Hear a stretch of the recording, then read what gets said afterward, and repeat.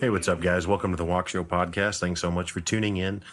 Today's episode is just me sharing some thoughts on a variety of topics. Talk a little bit about mowing, talk a little bit about my adventures bowling, and then also talk about kind of the merits of gaming. Gaming is a subject I talk about quite a bit on the podcast.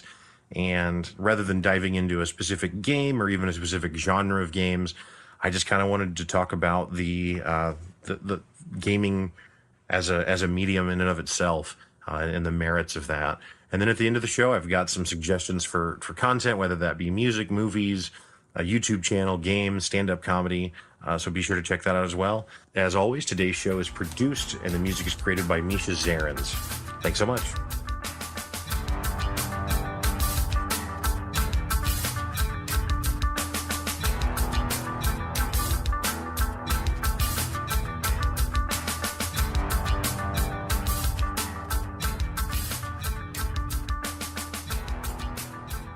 Ladies and gentlemen, welcome to the Walkshow podcast. This is your host, Walker Neer. Thank you so much for tuning in today.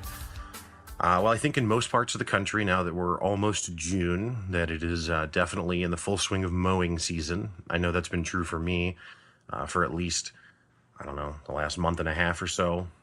I lived in an apartment for a long time, so I didn't used to have to worry about mowing. But then a couple years ago, I got a house, and so I have a yard. It's not really that big of a yard, but regardless, it requires me to mow on a somewhat regular basis. And I have kind of a strange relationship with mowing. Like, I don't actually like it, and some people do. You could say, well, who likes it? Some people do like it. Some of these dudes spend a lot of money on their mowers and a lot of money on their weed eaters. I mean, yeah, I don't know. It can get crazy if you want. I am not some lawn snob guy or something. I don't care. I don't want it to look like no one lives here. So I am incentivized to mow it so that I don't look like the crackhead in the neighborhood, but that's about it. I don't really care otherwise. I've thought about hiring it out quite a few times, but it's hard for me to justify it because it's so easy, right? Like, you literally just kind of walk in circles for 30 minutes to an hour, which is really not hard to do. And I'm just a pretty lazy person as it is, so I find it difficult to say that walking in circles is too hard for me. I don't, I have to get a new roof soon. I'm not going to do that, or if I have to change my oil, I'm not going to do that. But I can walk in the circle in the yard. Like, that's not too tough. And the thing is that I would actually say that my least favorite thing about mowing probably isn't actually the mowing. It's really the opportunity that it provides for the neighbors to have this passive aggressive judgment time on me. We all roughly mow at the same time, and it's all normal. Everything looks good. And then after that, it's just kind of a standoff to see who has to break first. I consistently demonstrate more fortitude than my neighbors. They all feel like they need to mow a bit sooner than I do. And what that means is that immediately after they finish mowing, I now have the terrible looking yard, and it looks like my house is lived in by squatters. And yet, they don't ever say anything to me. They never ask me to mow it, but come on, there's some judging going on. There's side eyes. I see when they back out of their driveway, there's just a look that they have. And I don't appreciate that look. I don't need that judgment in my life. Like, they're over here like, oh, look at this guy. Does he ever even mow? Is he cooking meth in there or something? No, I'm not. There's nothing like that going on at all. And I don't want that stigma. So of course, when they mow, I now feel prompted to mow. However, the way I've found that I can combat that actually is to not give in to their judgment right away, right? So if they mow and I can actually hold out for another like 3 or 4 days, now when I mow, my yard is significantly shorter than theirs. And so now I get to have the judgment. Now I get to look, sideways at people. Now I get to back out and have cute glances. And so it's really, mowing just breeds a lot of animosity. And I feel like that's something that's not, really talked about enough, but maybe there should be like a support group or something for people who have these pass ag neighbors that just can't let it go. And again, you know, if you were to come by and look at my house, you would see that it's not like I live on a fucking golf course or something. I don't have flowers and pretty stones and shit, you know. But I don't know. I'll keep up with it as well as I can, I don't have a riding mower. Some people do that, and I get that, but my yard's not really big enough to justify it. So anyway, just suffice to say, I thought it was important to talk about mowing and to let people out there know that you're not the only one that feels judged.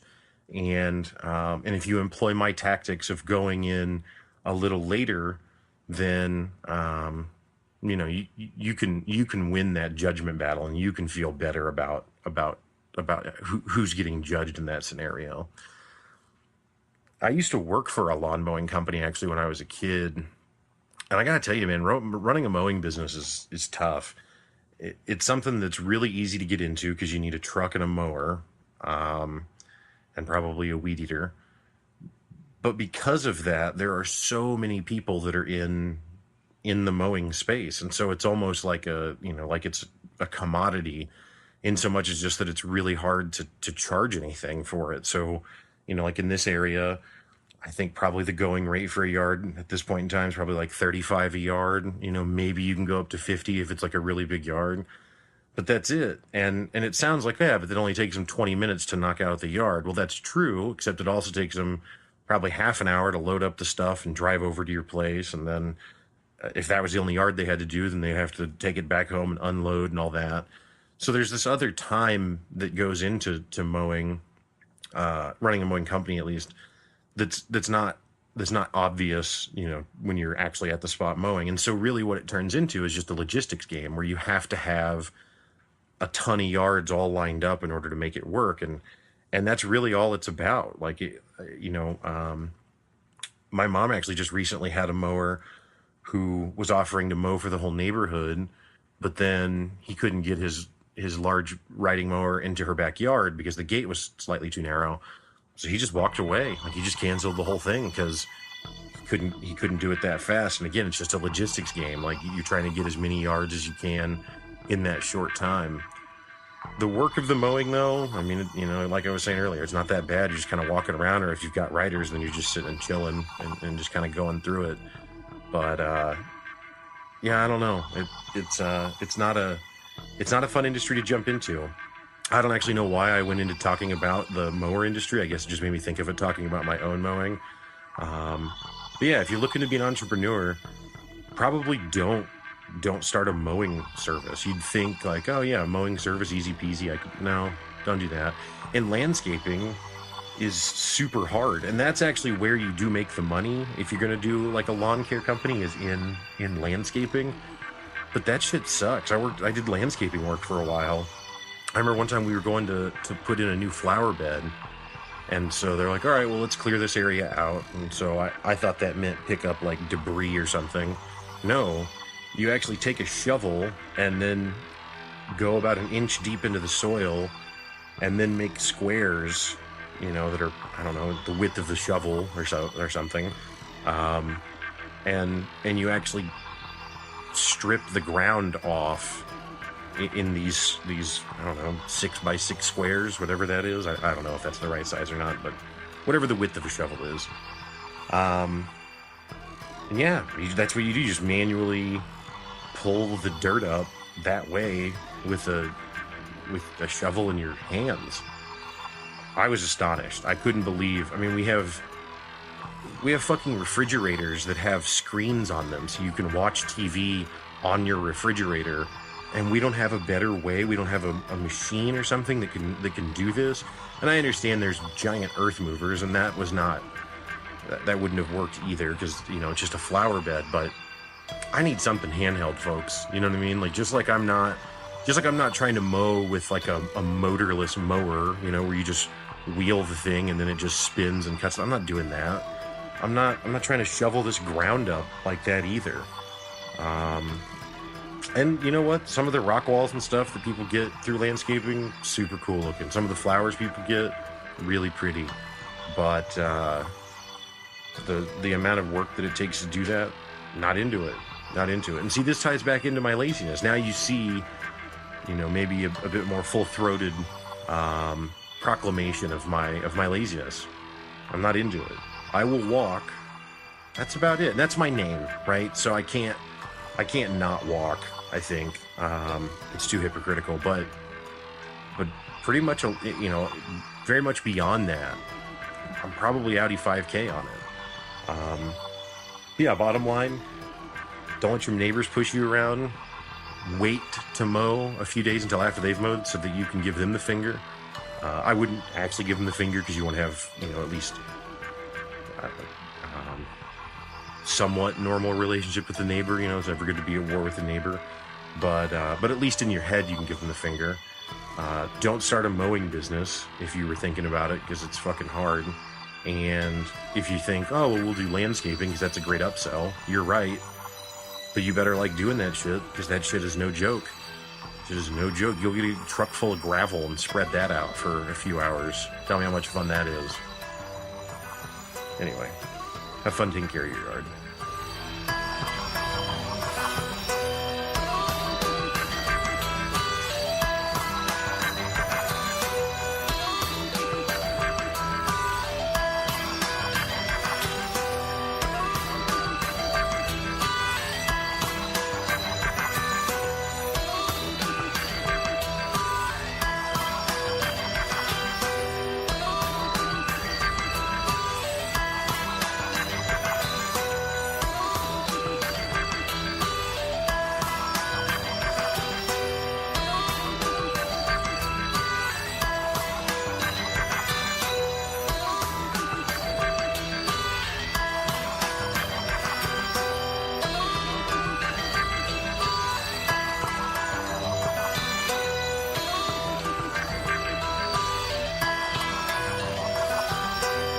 So for those of you that have listened to the Walkshow for any amount of time or that happen to know me personally, gaming is clearly a pretty big part of my life and a pretty big passion or hobby of mine.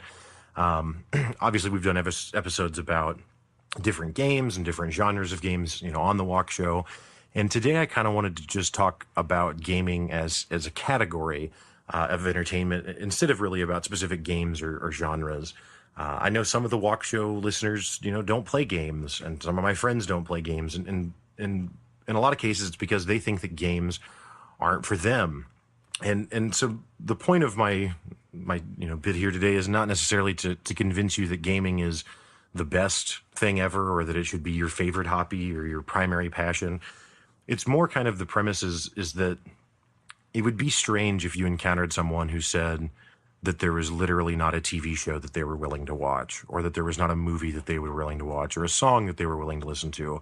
The categories of TV shows and songs and movies and even books, reading, are so broad that there's something for everyone. And I think gaming has kind of this stigma right now where it's not, a lot of people don't think it's for everyone. They think it's for a certain age group or a certain type of person or a person that has kind of specific interests. And it's just not the case anymore. If you look at the history of gaming over the last 40 years, for the first 20 years or so, I think you could make the argument that generally the most significant push or innovation, I should say, from within the industry was really in terms of visual fidelity. The things that were pushing the bar were constantly new graphics and making things look better and better. That still continues on. So I don't mean to say the graphics haven't still continued to improve and they don't continue to push those boundaries today, because they do. But I think we've had a level of, I think it's rare anymore that we're just blown away by the visuals of a game, because there's kind of an established norm. And until a new generation of hardware comes out or some new technology that really creates this big leap, you don't really get that same level of excitement about increases in the visual quality of games. So again, for the first 20 years, it's probably more in line with visual qualities as far as the innovation goes. But then for the last 20 years, and really probably the last 10 even more so, you just have this really, really significant focus on innovation within the types of games that are coming out.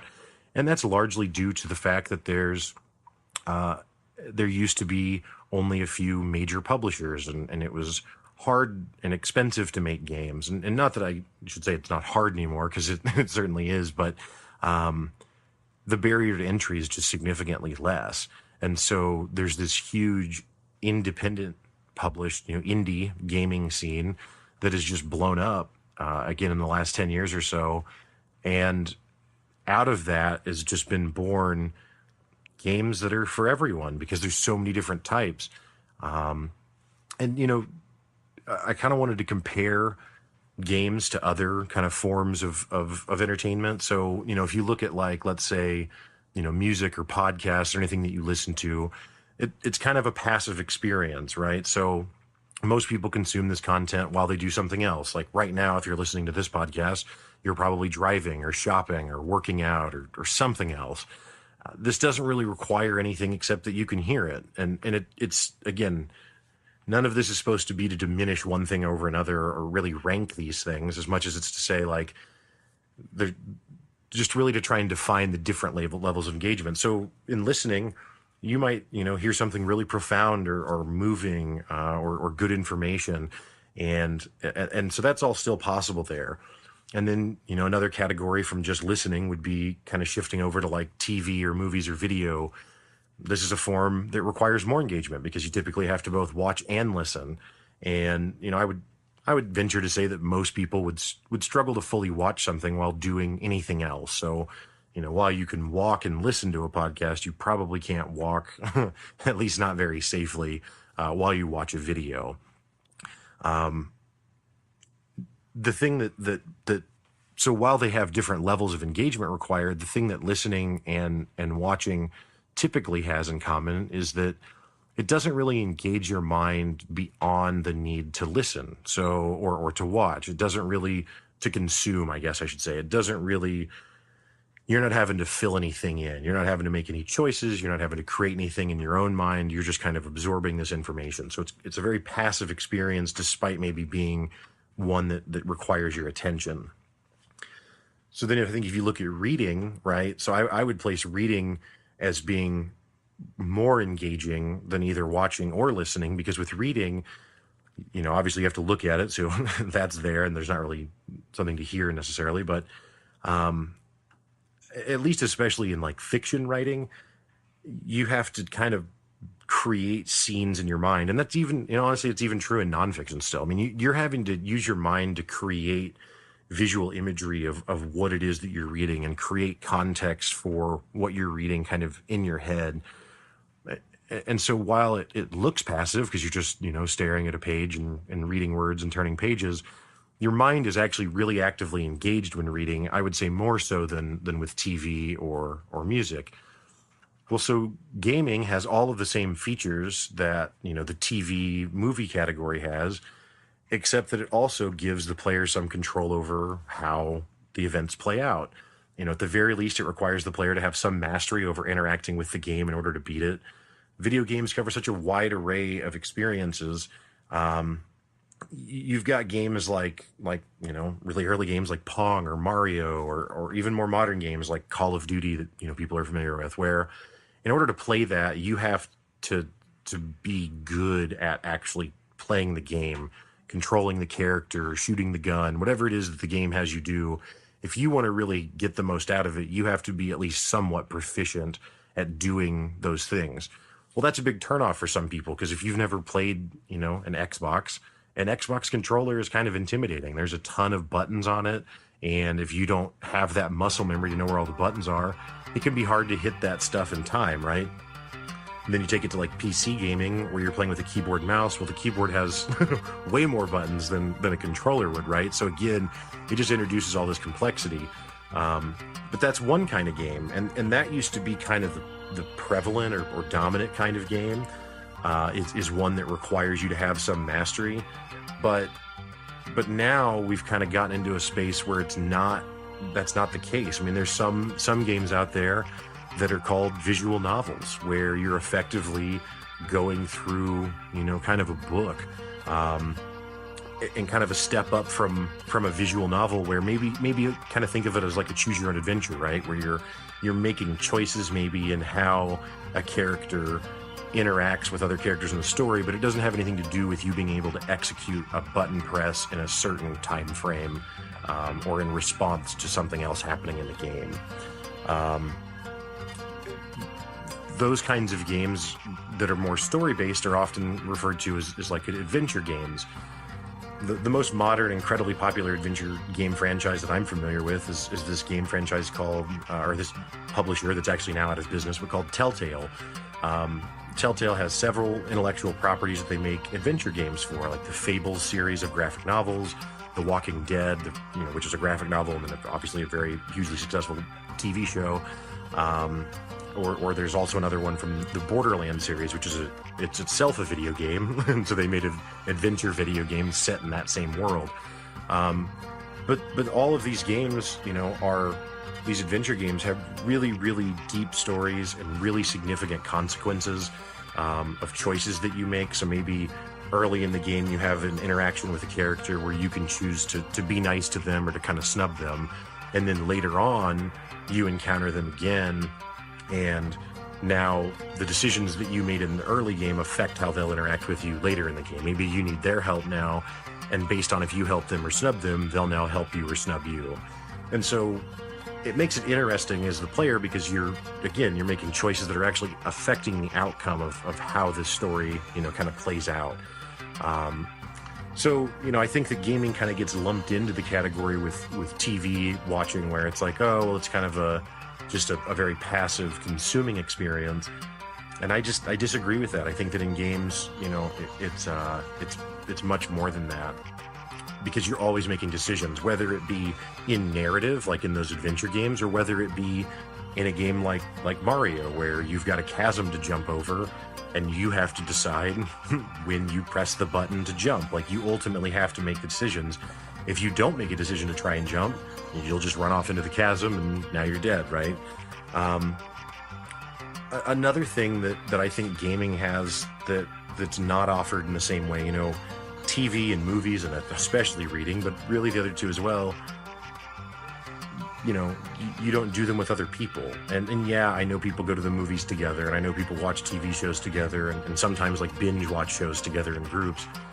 But typically during that experience, you're not talking to each other. You're not interacting. Really what you're doing is you're consuming it simultaneously, so that later you can come back and say, okay, now we've all seen it, so now we can talk about it. Now we can interact about it.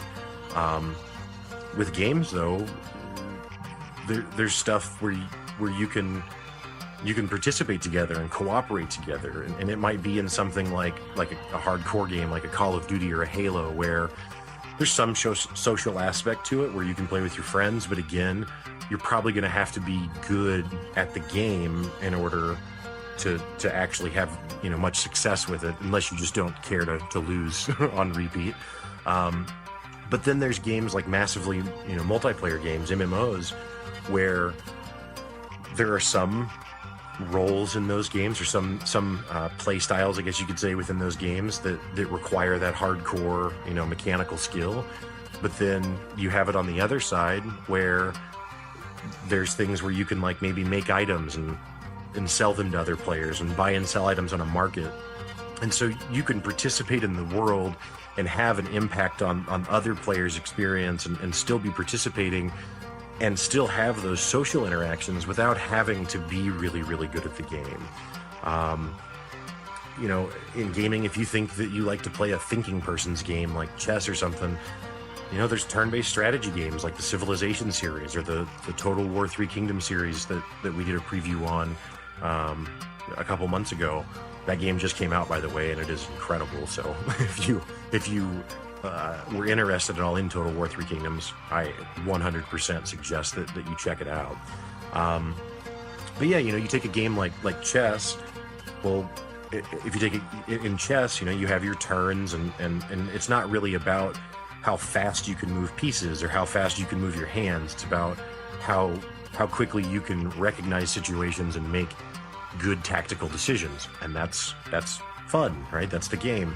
Well, those same mechanics exist in video games. So, a game like Civilization, same thing. You're going around taking turns, and in those games, because you're not playing with other people, you don't have any time limit typically, so you could take as long as you want to make these turns. So you can really kind of dig into these details and really immerse yourself in these game worlds, again, that have nothing to do with if you understand how to work 17 different buttons at a time. To play a game like Civilization, it just requires you to use a mouse, and it again, nothing about speed, all about just decisions based on the information that you're seeing.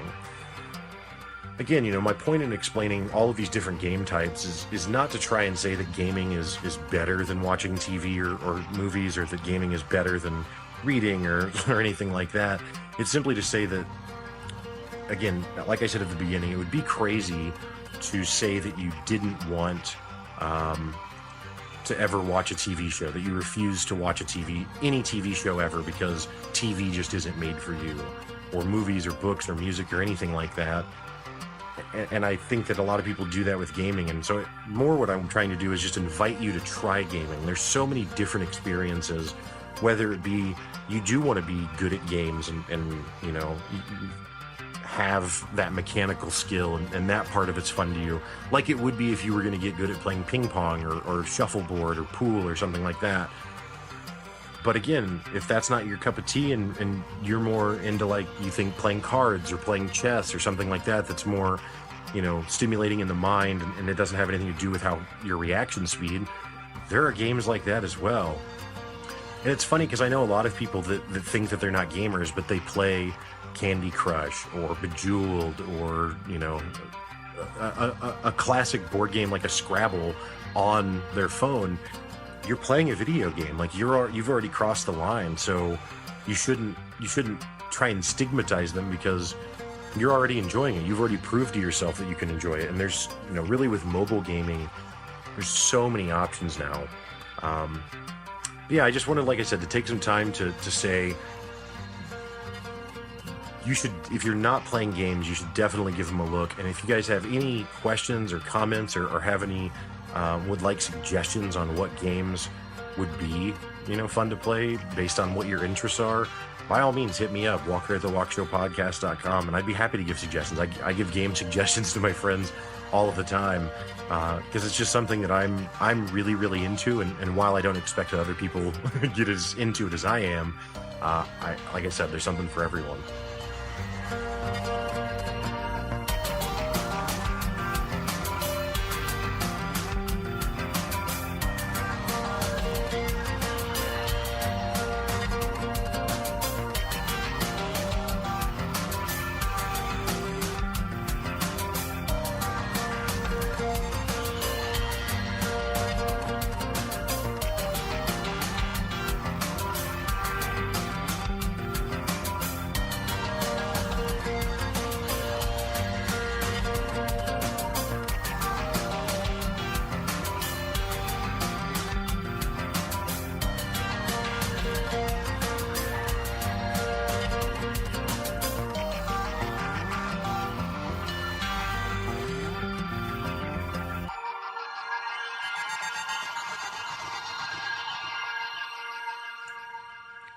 So I recently went bowling.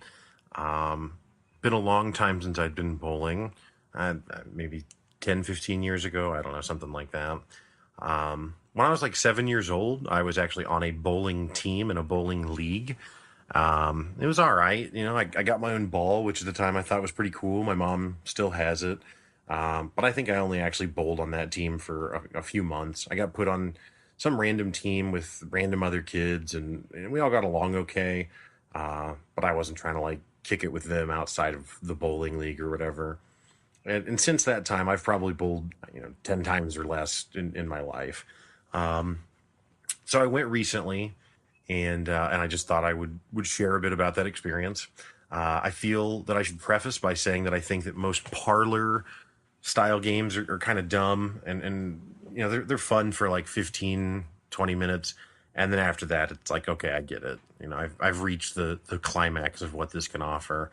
And when I say parlor style games, I mean, pool, billiards, whatever, shuffleboard, darts, all that stuff that you can play at a bar. And I know bowling isn't done at a bar, although, they bring the bar to bowling. Anyway, again, they're not horrible games. I don't care to spend any time mastering them, and I find it gross when other people find deep significance from being really good at these things. Like, it's cool if you're having fun. I'm not mad at it, but that's not strut around while we carry our pool cue into the dive bar. Like it's cool that you like it, and I'm glad that there's an opportunity for you to do something that you enjoy.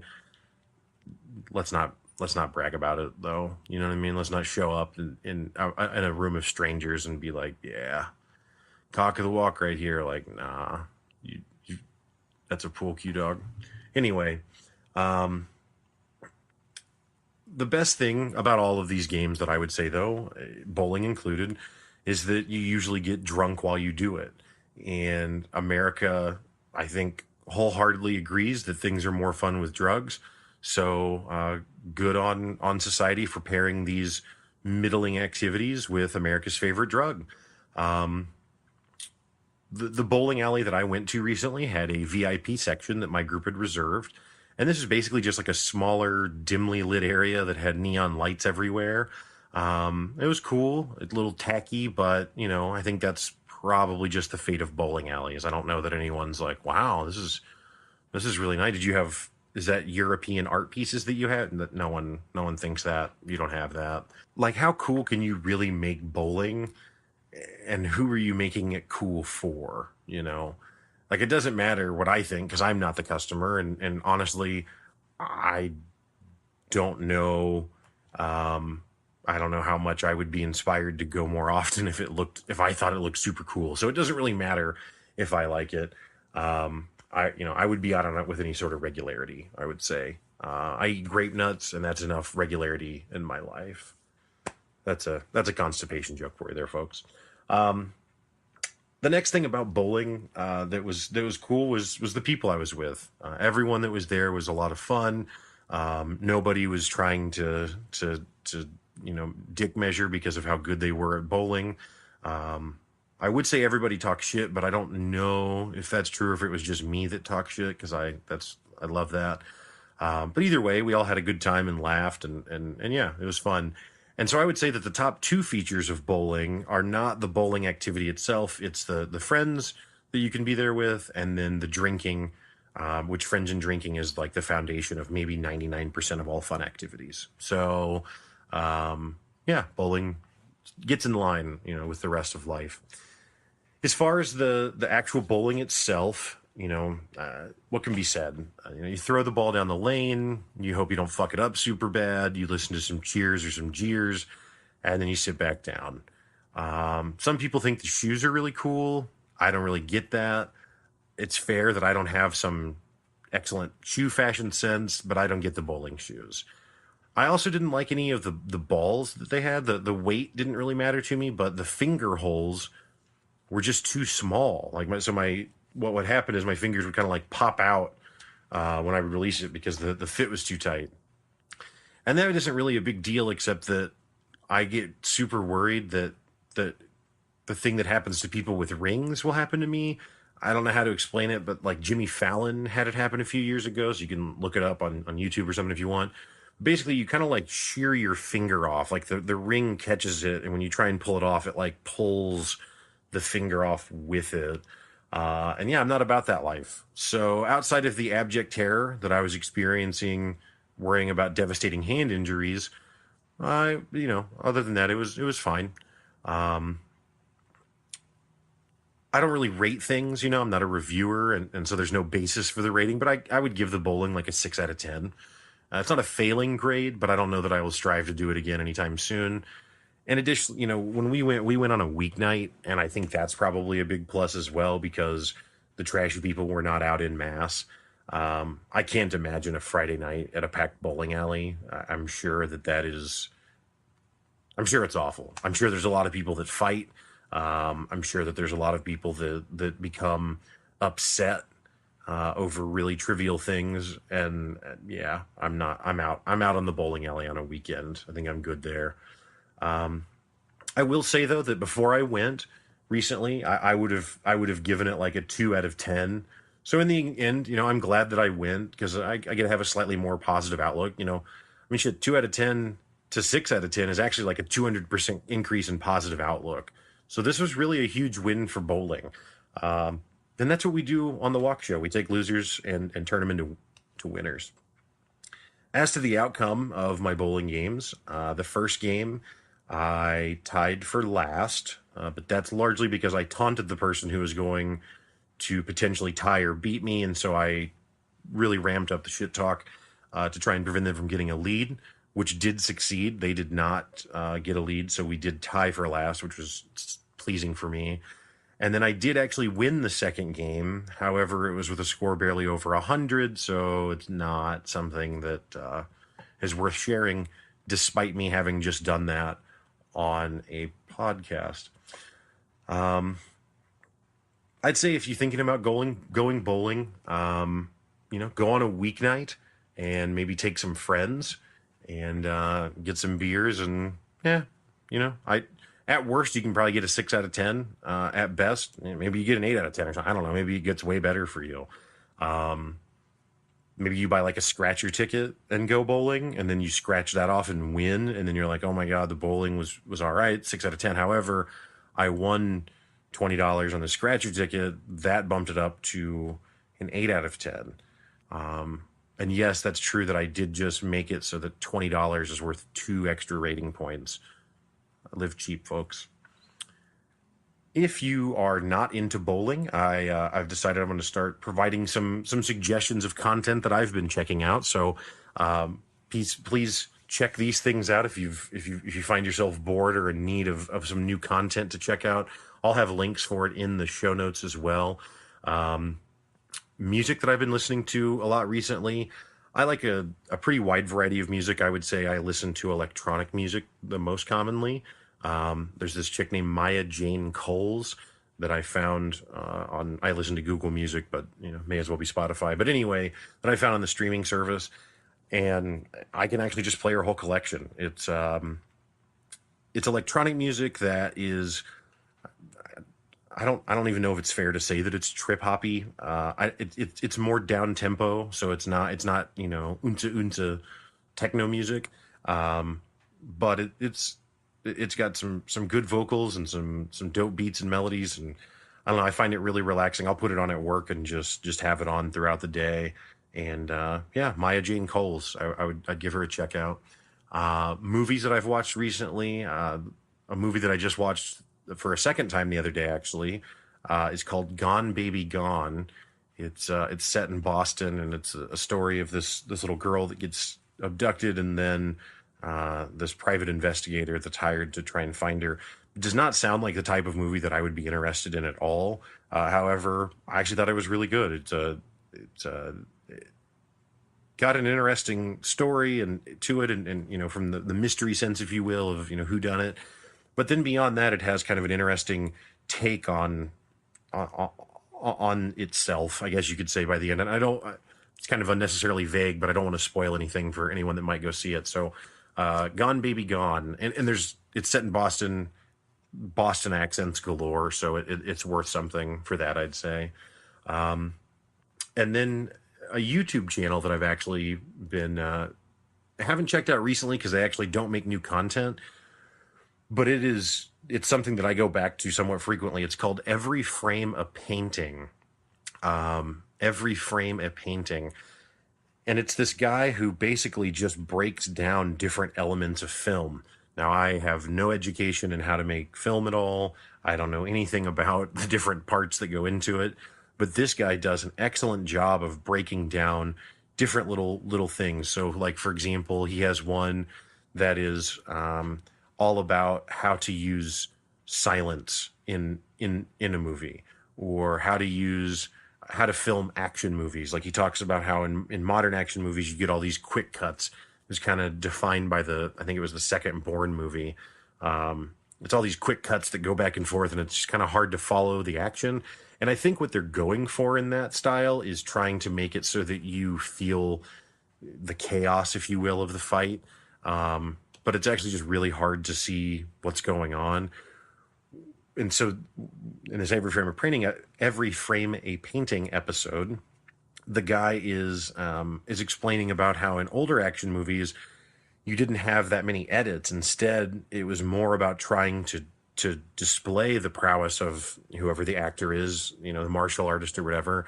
And so it's usually more wide angle shots and more single take shots, so that you actually can watch them, the whole way through and see all the different actions. And he uses like Jackie Chan movies as a really great example of that. I don't know, just really fascinating stuff. I personally think that it's really interesting when you dive into how things work like that, because it's stuff that you don't really think about maybe. And then all of a sudden, there it is. Like, I have a friend who used to work for the state's Department of Transportation, and he's a civil engineer. So he knows all about road planning and road construction and all these things. And yeah, it's super fascinating to talk to him. Like he can just spit some knowledge on why a certain intersection is designed in a certain way, or why a certain material type is preferred over another in road construction. And I'm not going to be a civil engineer, but I don't know. It's so easy to take things for granted, and just things just work. And it's crazy sometimes the amount of complexity and decision making that goes into that. So yeah, Every Frame of Painting, I think, is a really good example of kind of getting a deep dive into how movies are made and some of the decisions that people make when making a movie. And then, of course, gaming. The two games I've been playing the most here lately are an MMO called Project Gorgon. It's a really interesting MMO because it's not like any other MMO I've ever played. It's got really weighty consequences for things that can happen in the game. So, for example, you can get turned into a variety of different animals, and it's not simple to get turned back out of the animal form. And when you're in the animal form, you're just stuck as that. So if you get turned into a pig, your character is just a pig now until you can figure out how to not be a pig anymore. I don't know how many different skills there are that you can learn as the character, but there's not the traditional levels. I don't know, really, really fascinating game. Definitely is made by a very small development team, so visually, aesthetically, not the most satisfying. But it's not as bad as like RuneScape. So, I don't know. If you like MMOs, I'd say it's worth a shot. It's on Steam. It's $40 up front. There is no subscription. However, you can play a demo, which is actually just the full game. They just limit your progress after a certain point. You can only get so far. But it's the full game, and you can try that out for free. That's what I did. And after a few hours, I went ahead and dropped the 40 and bought the full thing, because it's great. It's a really unique take on an MMO.